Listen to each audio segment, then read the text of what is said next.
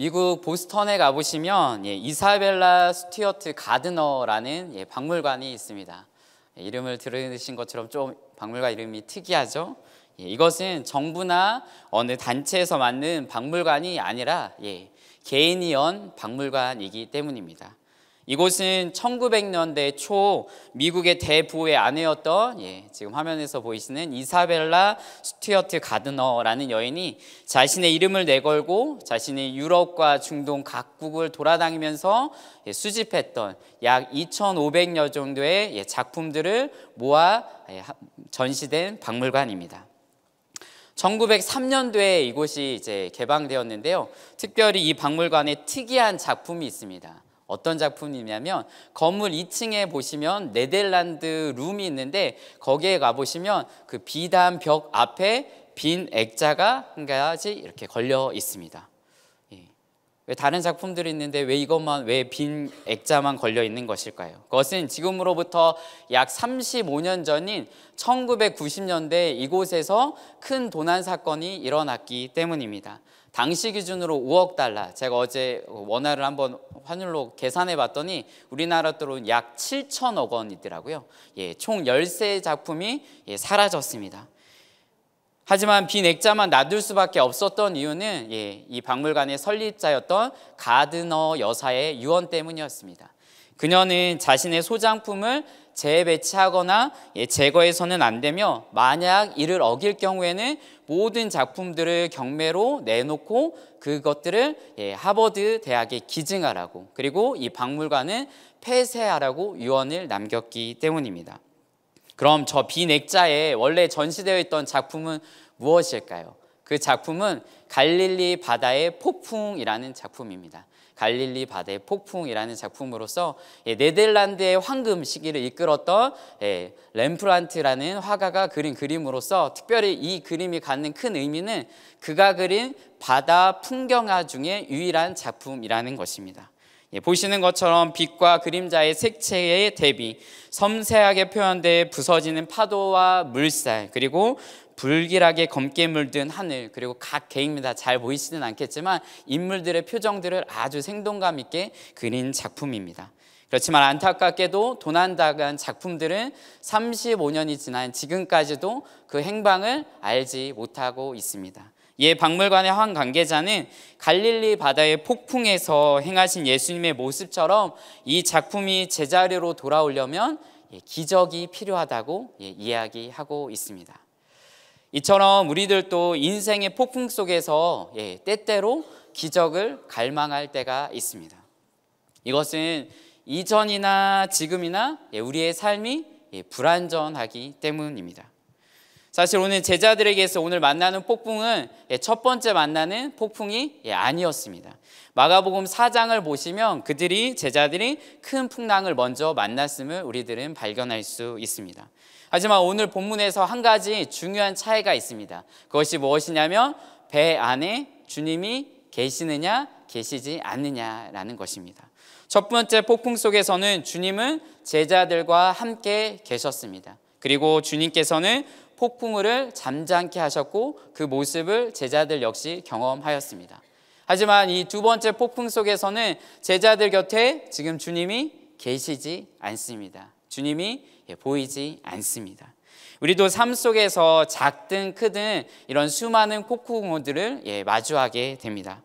갑작스러운 질병으로, 가정 내의 갈등으로, 아니면 경제적인 어려움으로, 이 힘들고 어려운 상황을 지날 때 때로는 주님이 나와 그리고 우리 가정과 우리 삶에 함께 계심을 경험하기도 하고 때로는 느끼기도 합니다. 그렇지만 그 반대로 어느 때는 정말로 무섭고 험한 삶의 파도 앞에 주님이 전혀 보이지 않을 때가 있습니다. 오늘 본문의 제자들처럼 주님이 느껴지지가 않을 때가 있습니다. 그렇다면 이러한 폭풍 속에서 주를 바라보기 위해 우리들은 어떻게 해야 할지 오늘 말씀을 통해서 잠시 그 은혜를 나누고자 합니다. 폭풍 속에서 주를 바라보기 위해 그 첫 번째로는 순종의 길에도 폭풍은 온다는 것들을 우리들은 깨달아야 합니다. 순종의 길에도 폭풍은 다가옴을 우리들은 깨달아야 합니다. 우리 본문 45절 말씀을 같이 읽도록 하겠습니다. 시작. 예수께서 즉시 제자들을 재촉하사 자기가 무리를 보내는 동안에 배 타고 앞서 건너편 벳사다로 가게 하시고. 아멘. 지금 예수님께서는 마치 무슨 일이 일어날 것처럼 굉장히 서두르고 계십니다. 왜 그러시는 것일까요? 이것을 이해하기 위해서는 오늘 본문의 사건의 일이 일어나기 전에 한 가지 사건이 일어났음을 우리들은 알아야 됩니다. 그 사건이, 그 일이 무엇이냐고 하면은 여러분들이 잘 아시는 오병이어의 사건이 있었습니다. 물고기 2마리와 떡 5개를 가지고 남성 장정만 5,000명을 먹이신 그 놀라운 사건. 아마 남녀노소를 다 포함하면 적어도 1만 명 이상이 영적인 배고픔뿐만 아니라 육적인 배고픔까지도 해결했던 그 놀라운 사건이 있었습니다. 그 자리에 있던 무리들도 놀랐겠지만 특별히 그 자리에 함께 있었던 제자들이 더 흥분되고 아마 놀랐을 것 같습니다. 그로 인해서 예수님 못지않게 제자들에게도 수많은 사람들이 관심을 보이면서 일명 스포트라이트를 받았을 것입니다. 그런데 이런 한껏 인기를 누릴 수 있는 이 찬스에서 제자들에게 예수님께서 어떻게 지금 하고 계십니까? 본문을 보시면 지금 제자들을 재촉하고 계십니다. 예수님의 마음이 얼마나 급하셨던지 오늘 본문을 잠깐 보시면 2개의 단어를 등장합니다. 바로 즉시 재촉하사라고 지금 강조하고 있습니다. 특별히 재촉하사는 헬라어로 아난카조로 강요하다 아니면 억지로 하게 하다라는 의미를 가지고 있습니다. 즉 예수님께서 강제성을 가지고 신속하게 지금 행동하셨음을 우리들은 알 수 있습니다. 이 예수님의 재촉 속에 제자들이 지금 어떻게 하고 있습니까? 반항하지 않고 예수님의 말씀을 따라서 하는 수 없이 순종하여서 배 타고 지금 건너가고 있습니다. 한번 여러분들이 제자의 입장에서 한번 생각해 보셨으면 좋겠습니다. 제가 생각했을 때는 제자들이 많이 아쉽고 안타까웠을 것 같습니다. 왜요? 많은 사람의 환호와 관심을 뒤로 한 채 떠나가야 했기 때문입니다. 그런데 대중들의 이러한 관심과 인기를 접고 오직 예수님의 말씀 앞에 순종하여 나갔을 때 제자들한테 뜻밖의 선물이 지금 그들을 기다리고 있었습니다. 그 내용이 본문 48절에 나오는데요. 우리 48절 말씀 같이 한번 읽어보도록 하겠습니다. 시작.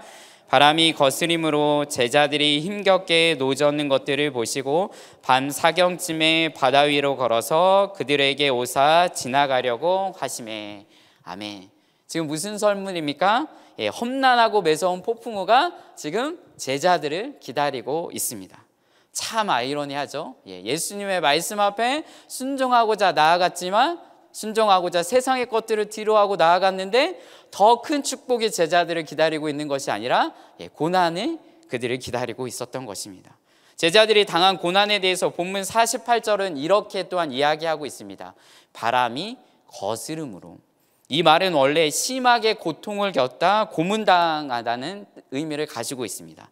즉 제자들이 단순히 힘든 정도가 아니라 혹독한 시련과 압박 속에 있다는 것들을 본문이 설명해 주고 있는 것입니다. 사실 제자들이 처음 폭풍우를 만났을 때는 이 갈릴리 바다에 대해서 지형과 날씨를 잘 아는 일명 어부 출신들의 제자들이 있어서 잠깐이면 헤쳐나갈 수 있는 그냥 자연스러운 현상으로 아마 받아들였을 것입니다. 하지만 시간이 지날수록 더 강해지는 폭풍우 속에서 제자들의 심정이 어땠을까요? 오늘 성경에서는 나오지는 않았지만 제자들이 이렇게 이야기했을 것 같습니다.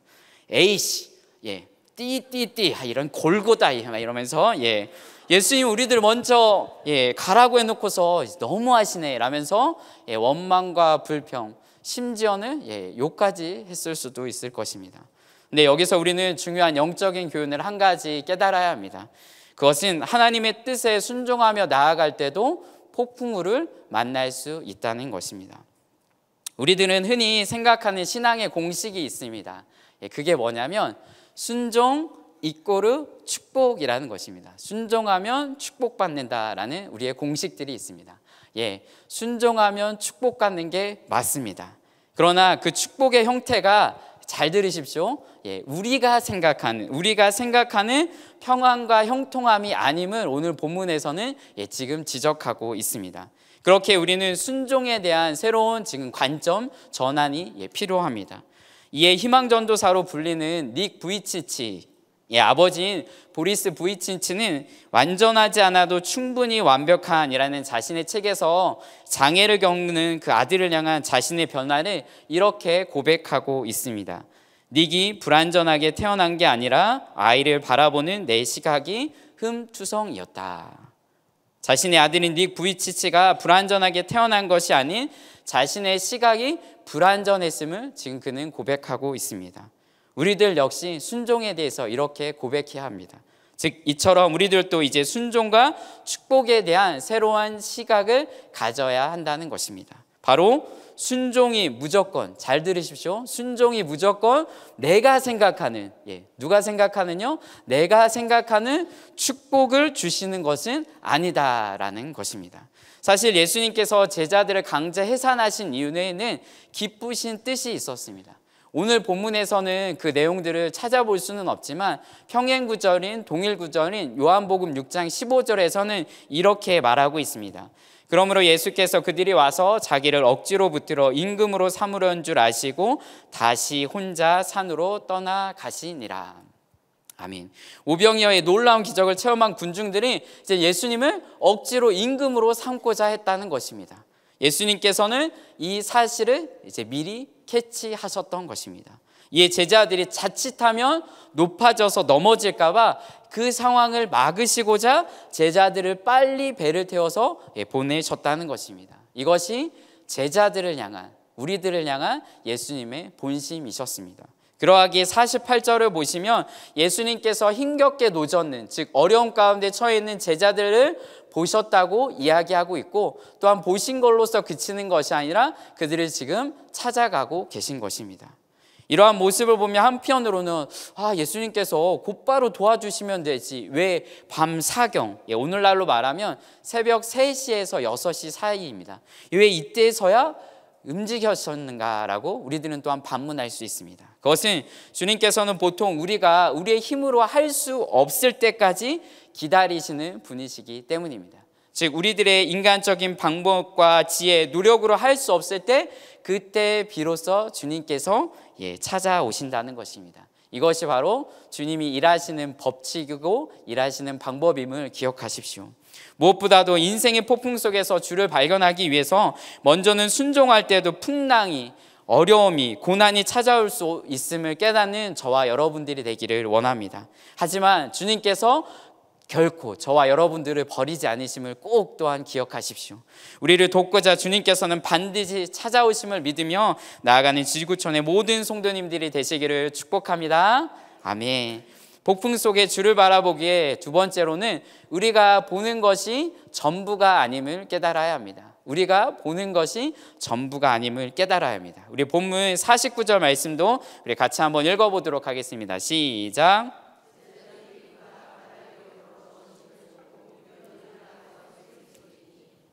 아멘. 험난하게 불어오는 비바람과 높은 파도를 이겨내고자 제자들은 젖먹던 힘까지 다해서 지금 사투를 벌이고 있습니다. 이제 이런 제자들의 모습을 보시고 주님께서 그들을 향해 지금 다가오고 계십니다. 하지만 어찌된 일인지 제자들은 예수님을 지금 예수님이 아니라 유령으로 인식하고 있습니다. 제자들이 예수님을 알아보지 못한 이유는 단순히 환경적, 상황적 아니면 시각적 착각이 아니라 사실은 유대인들의 깊은 세계관과 연관되어 있습니다. 왜냐하면 유대인들은 이 바다를 혼돈과 악의 세력의 거처로 생각했기 때문입니다. 그래서 시편 103편에도 보시면 악의 상징인 리어워단이 큰 바다의 괴물로 등장하고 있습니다. 또한 신약에서 여러분들 와서 보시면 거라사 귀신 사건에서도 귀신들이 어디 떼로 가냐면 돼지 떼로 가고 그 돼지 떼를 어디로 빠집니까? 바다로 빠지는 모습들을 볼 수 있습니다. 당시 유대인들의 인식 가운데는 바다는 악한 영의 자리라는 것이 반영된 내용인 것입니다. 이런 배경 속에서 제자들의 모습을 보면 그들의 행동이 전혀 이상할 것이 없습니다. 하지만 제자들이 생각했던 그 유령은 유령이 아니었습니다. 바로 누구이십니까? 예수님이셨습니다. 우리들도 우리들의 삶에서 이런 제자들과 같이 종종 실수하거나 착각할 때가 있습니다. 심지어 우리들도 나를 도우러 오시는 그 주님을 주님이 아니라 두려움과 아니면 불안의 신호로도 바라볼 때도 있습니다. 그 이유는 우리가 본 것을 곧 사실로 단정짓기 때문입니다. 다시 한번 말씀드릴게요. 우리가 본 것을 곧 사실로 우리들은 단정짓기 때문입니다. 이를 보여주는 좋은 예가 심리학에서 에빙하우스의 착시 형상이 있습니다. 자, 그림 보시는 것처럼 1번과 2번 그림 사이에 동그라미, 주황색 동그라미가 각각 위치하고 있습니다. 자, 여러분들 그냥 보기에 어느 쪽 동그라미가 크신 것 같습니까? 보통 생각하시기로 2번이라고 대부분이 답하실 것입니다. 하지만 한번 그 다음 그림 보여주시겠어요? 옆에 주위를 다 없애보고 살펴보면 사실 이 두 공은 똑같은 크기인 것입니다. 주황색 공의 크기는 동일하지만 주변에 둘러싸인 원 크기에 의해서 우리들은 다르게 인식하는 것입니다. 한 가지 그림을 더 보여드리면 혹 여러분들 여인의 얼굴이 보이십니까? 안 보이시는 분들은 아마도 나무 한 그루와 그 옆을 날아다니는 새의 모습을 보고 계실 것입니다. 이 그림을 그린 사람은 멕시코의 예술가인 옥타비아 오캄포로서 자신의 그림에 대해서 그는 이렇게 이야기하고 있습니다. 눈에 보이는 것을 믿으면 안 됩니다. 관찰하고 그 속에 숨어있는 의미를 연구하는 것이 필요합니다 라면서 이야기하고 있습니다. 우리는 여기서 또 다른 중요한 영적 교훈을 한 가지 얻을 수 있습니다. 그것은 우리가 보는 것, 우리가 생각하는 것이 100% 사실이 아니라는 것입니다. 하지만 제자들은 폭풍이라는 절대절명의 위기 속에서 자신이 본 것, 자신이 판단한 것이 실제이고 진짜인 것으로 생각했습니다. 그리고 그 생각이 또 다른 문제를 지금 낳게 됩니다. 바로 그 잘못된 시선이 폭풍의 두려움보다도 더 큰 내적 공포를 지금 불러일으키고 있습니다. 우리도 외부적인 요인에 의해서 두려워할 때도 하지만 그것보다 우리를 더 공포에 몰아넣는 것은 내가 본 것, 그리고 내가 느낀 것이 실제라는 확신으로부터 오는 내적 두려움입니다. 이런 모습으로 아시고 50절에서 예수님께서 지금 무엇이라고 말씀하고 계십니까? 우리 50절 말씀을 같이 한번 읽어보도록 하겠습니다. 시작. 그들이 다 예수를 보고 놀람이라. 이에 예수께서 곧 그들에게 말씀하여 이르시되 안심하라, 내니 두려워하지 말라 하시고. 아멘. 지금 예수님께서 안심하라, 내니 두려워하지 말라고 말씀하고 계십니다. 특별히 주님께서는 내니라고 이야기하시는데 헬라어로는 에고 에이미라는 뜻으로 지난 주일 담임 목사님께서 말씀하셨던 출애굽기에 I am who I am, 나는 나다라는 표현과 동일한 표현인 것입니다. 즉 예수님께서는 나는 단순한 스승이 아니라 너희를 다스리는 하나님임을 지금 선언하고 계신 것입니다. 그러면서 뭐라고 말씀하십니까? 안심하라고. 근데 원어나 영어 성경을 보시면 이 내용이 안심하라가 아니라 take a courage, 즉 용기를 내라, 담대하라 라는 뜻으로 나와 있습니다. 그것은 폭풍 역시 주님의 통치 아래 있기에 더 이상 우리를 삼킬 수 없어 이제 너희들 용기를 가지라고, 담대하라고 말씀하고 있는 것입니다. 하지만 우리는 내 삶이 주님의 손에 이끌려 가는 것이 아니라 돈 있는 자 아니면 힘 있는 자들에 의해서 우리가 이끌려 가는 것처럼 보일 때가 있습니다. 또한 이 세상이 공의와 정의가 아니라 악한 영들에 의해서 돌아가는 것처럼 느낄 때도 있습니다. 하지만 주님께서는 분명하게 말씀하십니다. 안심하라, 내니 두려워하지 말라고.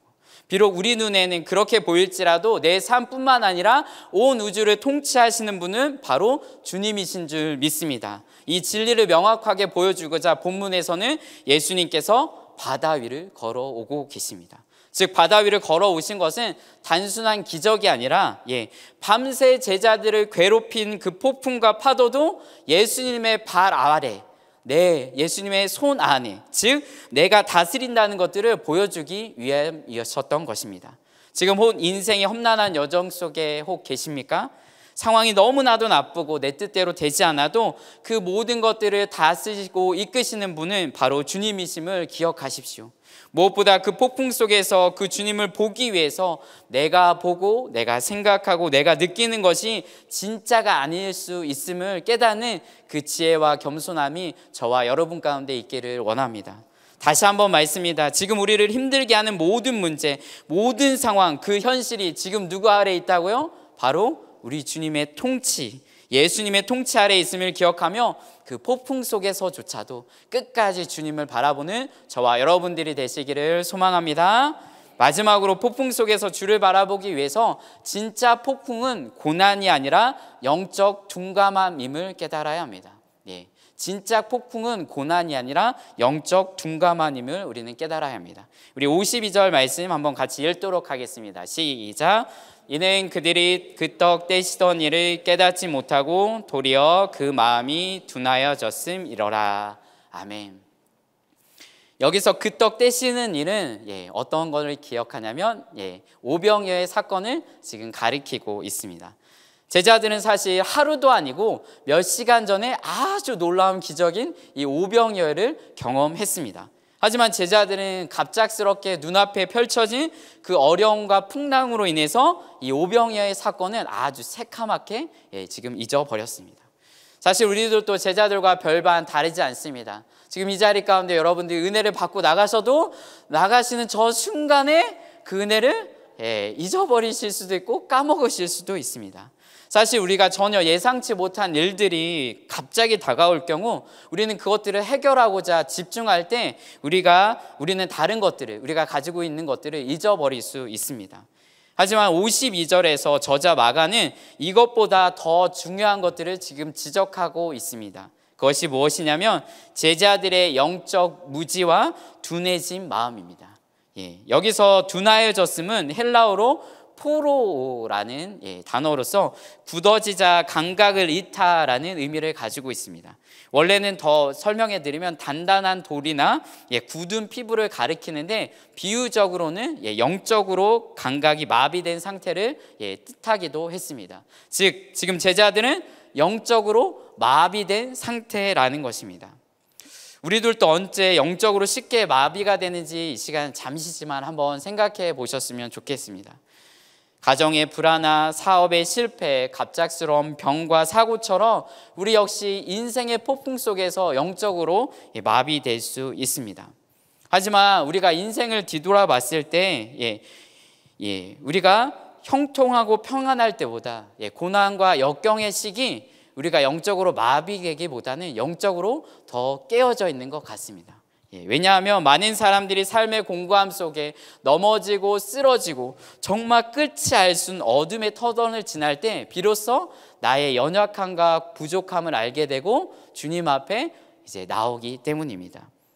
그럼 이 말을 뒤집어서 한번 생각해 본다면 인생에서 가장 위험한 순간은 내가 원하는 대로 될 때라는 것입니다. 다시 말해 성공을 이루었을 때 형통함으로 가득할 때, 평안함이 지속될 때, 이때가 가장 넘어지기 쉬운 때라는 것입니다. 그렇습니다. 인생에서 진짜 무서운 폭풍은 고난의 역풍이 아니라 성공의 순풍입니다. 왜 그렇습니까? 그 형통의 순풍이 도리어 우리를 가장 쉽게 영적으로 무뎌지게 하고 교만하게 만들기 때문에, 즉 영적으로 마비시켜 버리기 때문입니다. 우리 주님께서도 오병이어의 사건을 통해서 일명 세상의 부와 명예와 힘을 단번에 얻으실 수 있었습니다. 하지만 예수님께서 지금 어떻게 하고 계십니까? 본문 46절 말씀인데요. 우리 46절 말씀도 같이 한번 읽어보도록 하겠습니다. 시작. 작변하신 후에 기도하러 산으로 가시니라. 아멘. 예수님께서는 지금 그 모든 것들을 뒤로 하고 혼자 기도하러 지금 산으로 가고 계십니다. 즉 주님께서는 성공, 형통, 편안이라는 순풍의 덫이 영적으로 자신을 마비시킬 수 있다는 것들을 미리 아셨던 것입니다. 그리고 그 위험성에 빠지지 않기 위해 영적으로 깨어있기 위해서 지금 기도하러 혼자 산으로 가고 계신 것입니다. 지금 비록 눈에 보이는 모든 것들이 다 만사형통하여도 영적으로 둔감하고 무지하다면 그것이 진짜 위기라는 것입니다. 하지만 반대로 지금 내 삶이 폭풍우 가운데서 흔들리고 쓰러진다고 할지라도 내가 기도의 자리, 영적인 눈을 가지고 깨어져 있다고 하면 그것은 바로 위기가 아니라 기회라는 것입니다. 이 시간 믿음으로 제가 선포합니다. 고난과 실패의 폭풍우가 진짜 폭풍우가 아니고, 진짜 폭풍우는 성공과 형통의 것에 덜려 영적으로 무지할 때, 둔감한 때임을 깨닫는 저와 여러분들이 되시기를 원합니다. 아멘. 이에 고린도전서 10장 12절에서 바울은 고린도 성도들에게 이렇게 권면하고 있습니다. 그런즉 선줄로 생각하는 자는 넘어질까 조심하라. 사도 바울 역시 자신만만하고 기고만장한 때가 있었습니다. 하지만 이제 그는 겸손하게 지금 권면하고 있습니다. 선줄로 생각하는 자는 넘어질까 조심하라. 이제 어느 유명한 구약학자의 이야기를 들려줌으로 이제 설교를 좀 마무리하고자 합니다. 유명한 구약학자가 어느 날 스위스를 방문했다고 합니다. 스위스에 오는 것이 쉽지 않기에 그는 스위스의 아름다운 자연의 모습들을 보고 싶어가지고 일명 스위스에서 가장 높은 산을 올라갔다고 합니다. 근데 올라가는 길이 결코 만만치 않아서 정말 어렵게 정상에 이르렀다고 합니다. 정상에 딱 올라가 보니까 정말로 넓게 펼쳐진 그 자연을 보면서 너무나도 아름답고 멋졌다고 합니다. 그 모습이 너무나도 환상적일 뿐만 아니라 자신이 산 꼭대기까지 올라왔다는 그 성취감 때문에 그 순간을 너무나도 만끽하고 싶어서 꼭대기 중에서도 가장 높은 꼭대기로 올라가서 이제 두 팔을 벌리고 섰다고 합니다. 그리고 뭐라고 얘기했을까요? 야호라고 외치는 순간에 갑자기 굉장히 강한 돌풍이 불어오면서 그가 그만 중심을 잃어버렸다고 합니다. 중심을 잃어 낭떠러지에 떨어질 법하는 위험천만한 상황 속에서 가이드가 간신히 그를 붙잡으면서 이렇게 이야기했다고 합니다. 선생님, 여기서는 무릎 꿇는 자세가 가장 안전합니다. 뭐라고요? 여기서는 무릎 꿇는 자세가 가장 안전합니다. 그렇습니다. 산 꼭대기뿐만 아니라 인생의 폭풍 속에서, 우리들의 인생 속에서 가장 안전한 장소, 가장 안전한 자세는 바로 하나님 앞에 무릎 꿇는 것입니다. 비록 폭풍 속에 거하고 있다고 할지라도 그 속에서 주를 바라보고 견딜 수 있게 하는 것이 바로 기도의 자리라는 것입니다. 제가 이 시간 간곡히 부탁드리기는 진짜 무서운 폭풍우가 무엇이든지 깨닫고 분별할 수 있는 저와 여러분들이 되시기를 간절히 소망합니다. 그리하여 형통과 성공의 순풍의 덫에 걸려 여러분들이 넘어지는 것이 아니라 주님께서 그 모습 보시고 축복을 주시면 주실수록, 더 큰 축복을 누리면 누릴수록, 그로 인해서 더 바빠질수록 여러분들이 더욱더 주님과 교통하고 더욱더 기도의 자리를 더 굳건하게 세워가는 그 지구촌의 모든 성도들, 지혜로운 주의 모든 자녀들이 되시기를 주님의 이름으로 간절히 축원합니다. 아멘.